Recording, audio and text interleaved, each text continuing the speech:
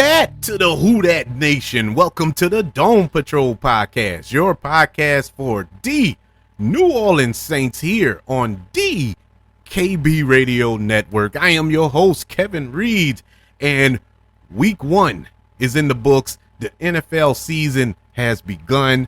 Now we are in the thick of it. Now it's gotten real because the New Orleans Saints, for the sixth year in a row, this is the sixth consecutive season that the New Orleans Saints have come out victorious in week one, which is currently the longest streak in the NFL. Now, does that mean the Saints going to the Super Bowl? Well, it hasn't the past 5 years, but this is a good start. The New Orleans Saints took on the Carolina Panthers in the Caesars Superdome this afternoon, where the Saints come out victorious by the score of 47-10. And it wasn't that close. It really could have been. It could have been worse than that. This was a slaughter. And I said in the preview to this game that the Saints needed to come out and make a statement. I did not expect this. I did not expect this at all. But it's a good feeling because I haven't seen this team look this dominant on all three phases of the team in such a long time. And it was such a breath of fresh air to see this team come out and be as dominant as it was. I know that a lot of skeptics, a lot of NFL analysts, I can't wait to hear it all week, how, it was just the Panthers. They were supposed to do that. Now, yeah, they were supposed to win, but they weren't supposed to dominate like this. This was like, my God, this was men against boys, man. This was, I mean, it was a slaughter from the word go. Saints had 17 points in the first quarter. If that doesn't register to you, the Saints struggled to get 17 points in a game last year. And so that alone gave me hope. That alone had me on the edge of my seat like, man, is this the same team? Because this looked like a completely revamped, different team. This did not look like the Saints of the past two seasons. And look, it took a lot. It took a lot for me throughout this game to kind of temper my expectations because, once again, it's a long season. This is just the very first game of this season. And yes, it's against Carolina, who a lot of people have designated as the worst team in football. I understand all that, but those guys get paid too. Those guys got pride too. And let's not forget, let's start off right now before we jump into the statistics and break down this game in its totality. The Carolina Panthers defense last season, just going on last season, was one of the best defenses in the NFL. I believe they were the fourth ranked defense in the league. And so it wasn't like they were going up against Pop Warner kids here. You know, they were going up against an elite defense. The team just struggled offensively, and it rolled over to this year, unfortunately for them. But the defense, my goodness, this Saints offense under Clint Kubiak this season, I have a lot of hope for. I feel good going forward with this team. Why, you ask, is because of the run game. The way the Saints ran the ball against the Carolina Panthers is very inspiring. It gives me hope because it sets up so much in the way they ran and the different formations in which they ran the ball is just phenomenal. It feels good. Now, this isn't a new, innovative offense. We see this offense if you watch the San Francisco 49ers and the Rams to an extent, even the Bengals to a lesser degree. This is similar offense, but it's such a run-heavy offense, and the way they Clint Kubiak uses motion and throwing the ball out of play action, and it's Oh my God, it feels so good to watch this. I'm just praying, hoping, wishing, and praying that this rolls over to the entire season and this just wasn't a first game fluke. The New Orleans Saints rolled to a 47-10 victory in their season opener against the Carolina Panthers. But this win also marks a coming out party in the sense for the new offense under the first year coordinator Clint Kubiak. The Saints scored on their first, not 1, 2, 3, 4, 5, 6, 7, 8, but first 9 possessions. Let that sink in, people. The first 9 times they had the ball, the Saints scored 5 touchdowns and 4 field goals.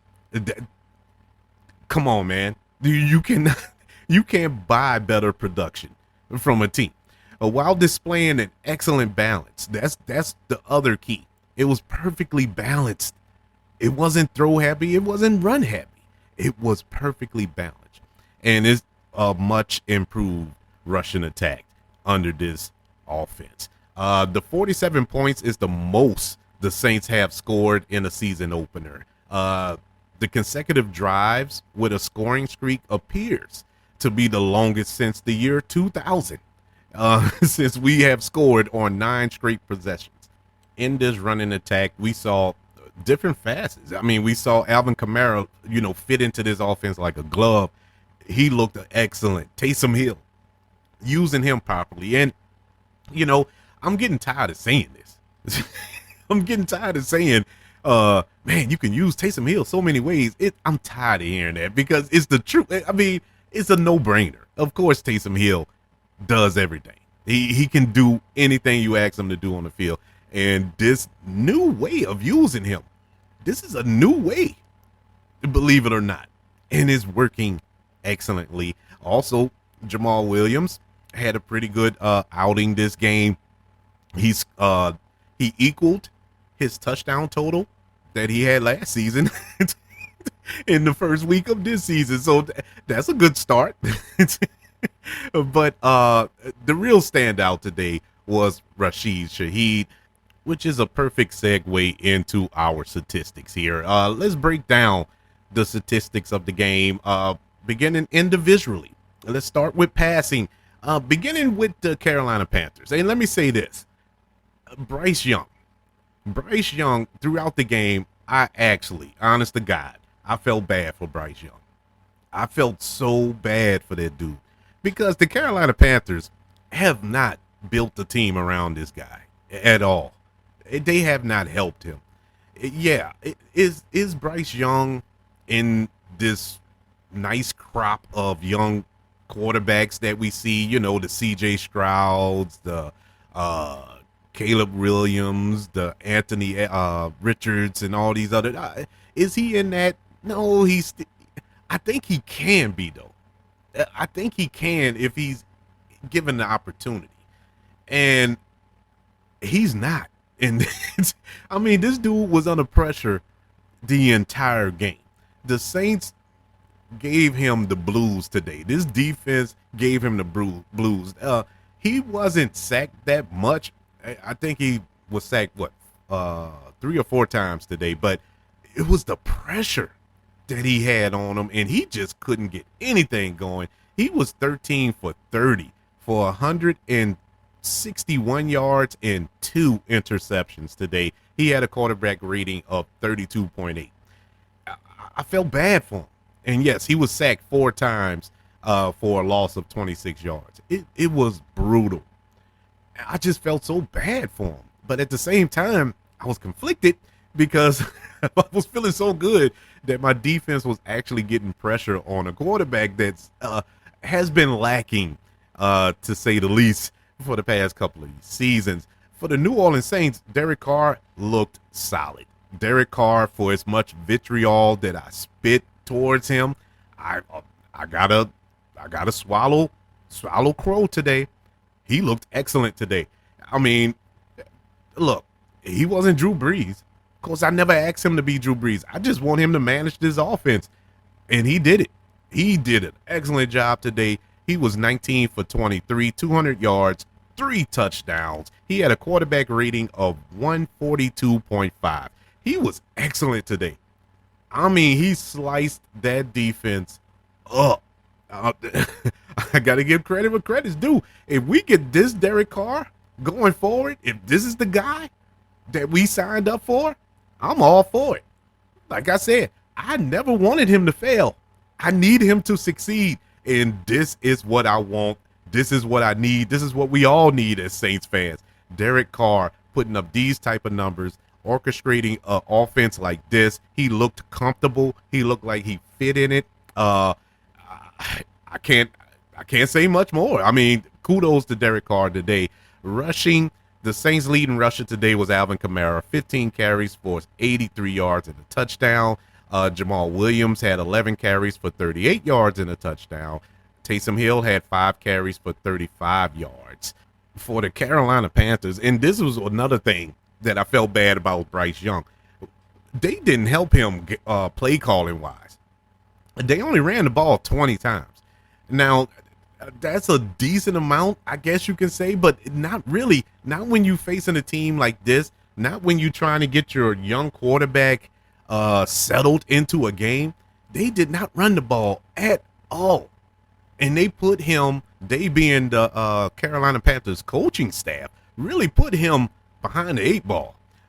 Their leading rusher today was Miles Sanders. He carried the ball 5 times for 22 yards. That's not gonna win you no games, bro. I'm sorry. Their second leading rusher was Chuba Hubbard. He had 6 carries for 14 yards. Bryce Young, he carried the ball 4 times for 12 yards. It was brutal. That was a brutal display from the Carolina Panthers offense. Receiving, our leading receiver today was Rashid Shaheed, 3 catches for 73 yards and a touchdown. Foster Monroe had 4 catches for 43 yards and a touchdown. Alvin Kamara, he caught the ball 5 times for 27 yards. Juwan Johnson, 2 catches for 26 yards and a touchdown. Chris Olave had 2 catches for 11 yards. Mason Tifton, somebody who I've been looking for since he joined the team this past draft. I think he was undrafted rookie. He caught a pass for 6 yards today. I was happy to see him out there. For the Carolina Panthers, their leading receiver was Adam Thielen, 3 catches for 49 yards. Jonathan Mango, 2 catches for 40 yards. Xavier Leggett, 4 catches for 35 yards. Dante Johnson, 2 catches for 19 yards. And David Moore, 1 catch for 14 yards. Over on the defense, Saints defense played phenomenal today. Their leading tackler was Alontae Taylor. He had 6 total tackles. 5 of them were solos. 3 sacks today. 3 sacks. And the leading tackler for the Carolina Panthers was Shaq Thompson. He had 10 total tackles today. Breaking down the team statistics, going with the first downs, the Saints had 22 first downs to the Carolina Panthers 11. Yes. Third down efficiency, Carolina Panthers were 1 for 10 on third down, where the Saints were 7 for 13. Not bad at all. Fourth down efficiency, the Saints didn't go for it on fourth down today, where Carolina went for it 3 times and converted once. Total plays, Saints ran 62 total plays to the Carolina Panthers 55. Total yardage, Saints had 379 total yards to Carolina Panthers 193. Total drives, Saints had 11 total drives to Carolina's 13. Yards per play, Saints 6.1 yards per play. That is phenomenal, people. 6.1 yards per play? My goodness. Carolina was 3.5. Passing yardage, Saints had 199 total passing yardage to the Carolina Panthers 135. Rushing, Saints had 180 yards rushing to the Carolina Panthers 58. Penalties, Saints had 10 penalties. That's the one bugaboo today. They had 10 penalties that mounted up to 95 yards. That's almost the entire football field of penalties today to Carolina 6. Turnovers, Saints had 3 turnovers today. They also turned it over once, but I'll take that balance any day. In the red zone, which is normally a red flag for the Saints, at least it has been for the past couple of seasons. The New Orleans Saints got into the red zone 4 times today and converted 4 times today. Yes, they were 100% in the red zone.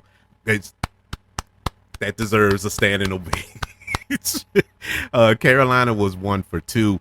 Time of possession, Saints dominated the time of possession, 36 minutes and 39 seconds to Carolina's 23 minutes and 21 seconds. I am so impressed with this output today. This was such a joy to watch. Will we get this the entire season? I don't know, but I'm going to stick my chest out for the next 7 days. I don't care. This was a joy to watch. Let's go through our MVPs and our LVPs of today. MVP is, of course, the most valuable player of the games. And LVP is the least valuable player. Let me just tell you, there's no least valuable player today. We do have MVPs, and we give an MVP out to each unit of the New Orleans Saints. Offense, defense, and special teams, because I couldn't just pick one. And so I decided to pick one from every unit. Beginning with the offensive MVP of this week is Rashid Shaheed. He had 3 catches for 73 yards and a touchdown. He also had a nice game special teams wise, even though he's not the special teams MVP, but he could have took a punt back. He was very close from taking a punt to the house, but he got caught up behind his blocker. But excellent game from him. He proves every time he touches the field, every time he touches the ball, something electric is going to happen. And this dude is phenomenal. He is such a find for this team. I'm so glad that he's here. I'm so glad. I hope that they give him a proper contract other than that little weak extension that they gave him this offseason. He deserves more than that, but this dude is phenomenal, and he gets a game ball today. Our defensive MVP goes to Alontae Taylor. He had 3 tackles. I mean 3 sacks and 1 pass defense. I thought he was all over the field. He was every time he blitzed, you knew that Bryce Young was going down. Every time I saw him, every time he just shot out like a cannon. He even beat a block. It was a blocker in front of him, and I think it was Miles Sanders, and he just went around like, that man, get out of my way, and just he attacked the quarterback. Phenomenal. He had 1 sack all of last season. He had 3 today. Great job by him. And our special teams MVP is none other than Blake Grupe. Blake Grupe kicked 4 field goals. 3 of them were from 50 plus. That dude, and they weren't even, you could have backed him up 10 yards. he nailed those kicks today. Great job by all 3 gentlemen. They earned the MVP for week 1 against the Carolina Panthers. Let's break down the grades of our New Orleans Saints today. In case you don't know, this is your first time joining us from last season and the season prior. Welcome to the show, by the way, if this is your first time. But every game I grade all 3 units of the New Orleans Saints. Well, all 4 actually. The offense, the defense, the special teams, and the coaching staff. I give them letter grades from A to F, round them up, and we give an overall grade of the New Orleans Saints performance for week 1 versus the Carolina Panthers. Let's begin with the offense. Offensively, they get an A. They get an A today. Awesome execution of the game plan that was set forth. Obviously, they had a great game plan going forward, and it was executed perfectly. perfectly balanced. They ran the ball efficiently. They threw the ball crisply. It was just a solid performance by everybody. And more importantly, I cannot end this show. I cannot end this show without giving props to that offensive line. Y'all know that the offensive line has been keeping me up at night, keeping us all up at night through this whole offseason, through the preseason, because the offensive line was shaky at best. I mean, I thought for sure Derek Carr would have been on his back the entire game. I think he was only sacked one time today. That was pretty good. But there were plays where Derek Carr was sitting back there baking a cake.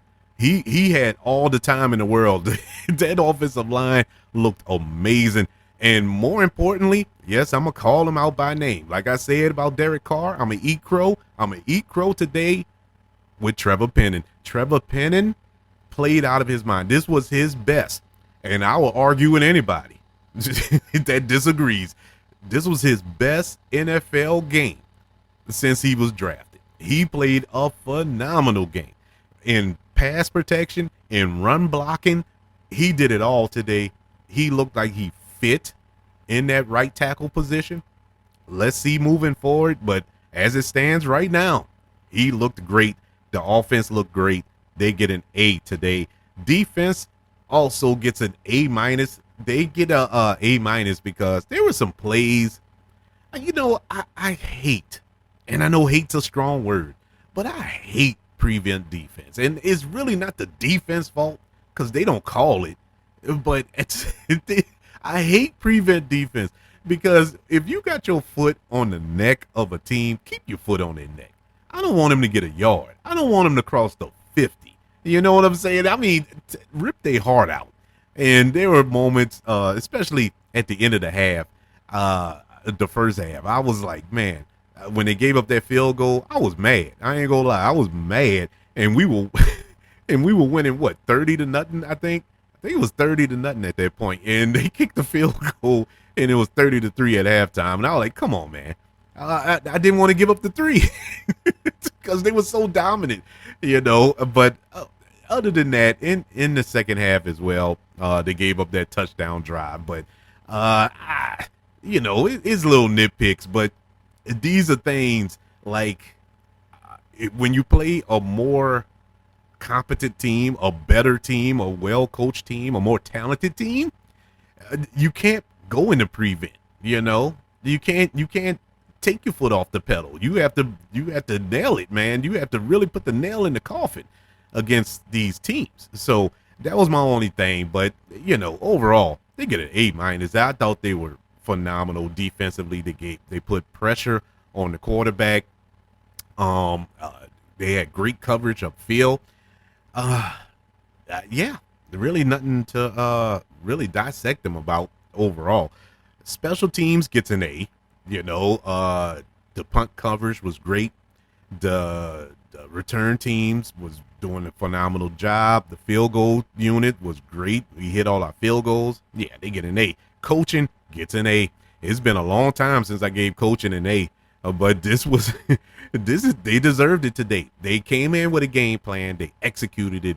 Perfectly called game, offensively and even defensively. So I'm truly impressed, and I am encouraged going forward, even though I am tempering my expectations. I'm trying not to get too high because I don't want to be let down, but I can't help but be excited by what I saw today.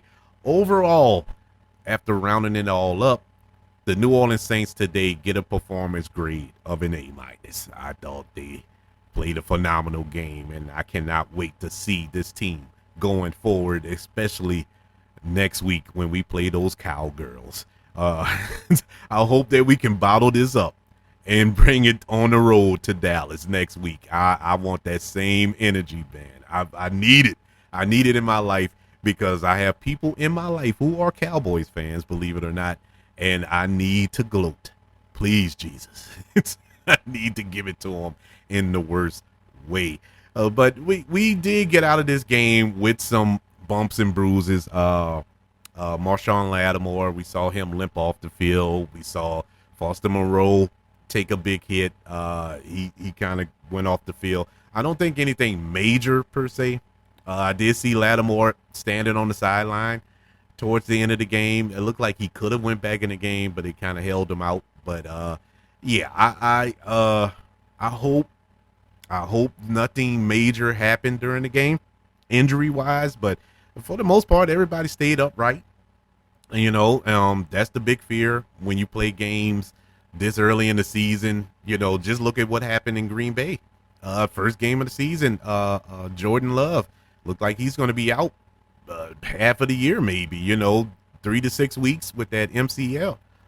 So, man, I hate to see that for him, but it happens. It's football. It happens, and especially the first game of the season. I mean, hey, Aaron Rodgers last year, 4 plays in and pop. That was it, And so you don't wish that on nobody, and you definitely don't wish that for the New Orleans Saints. But so far, so good.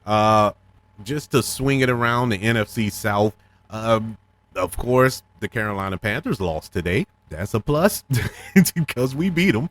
And Atlanta, yes, Atlanta, that everybody and their mama have said that, oh, that's the team. This is the team. They're going to dominate the South, and they're going to dominate. And I know it's just week 1, but they lost. They lost today to the Pittsburgh Steelers. Thank you, Steelers. Steeler Nation, love y'all this week. But, yeah, thank y'all for taking care of Atlanta. So that means that Tampa, which they are currently playing at the time of this recording, so we don't know the results of that, of course. But the Saints, as it stands right now, is on top of the division. And more importantly, is more of a game and a half on top of the division because we have that division win. And so we're ahead of the curve in a major way. So that's a blessing. And we are sitting good right now, sitting pretty, moving forward. And so, everybody, how do you feel about this week 1 matchup? Are you encouraged? Are you over the moon excited? Or are you like people I've seen on social media already talking about Super Bowl? I want to tell all of you out there now, relax, calm down, calm down. We have 17 more weeks to go. And so let's not go crazy out here. It's good that we beat the lowly old Carolina Panthers. We were supposed to beat them. And so we're on track. There's nothing out of the norm here. This wasn't an upset victory. We were supposed to beat them. Maybe not by 37 points, but we were supposed to beat them. Let's just temper our expectations. Let's see going forward. Can we get a streak going? Can we beat Dallas? If we beat Dallas, then we can start kind of whispering, okay, this team looks for real. And then the following week, I think we play Philly, huh? Yeah, Philly. Now, we beat Philly, and we are 3-0 at that point. Then we can start, climbing on the roofs and yelling, who that, Then we can start getting into that mode. But let's not put the carriage in front of the horse yet.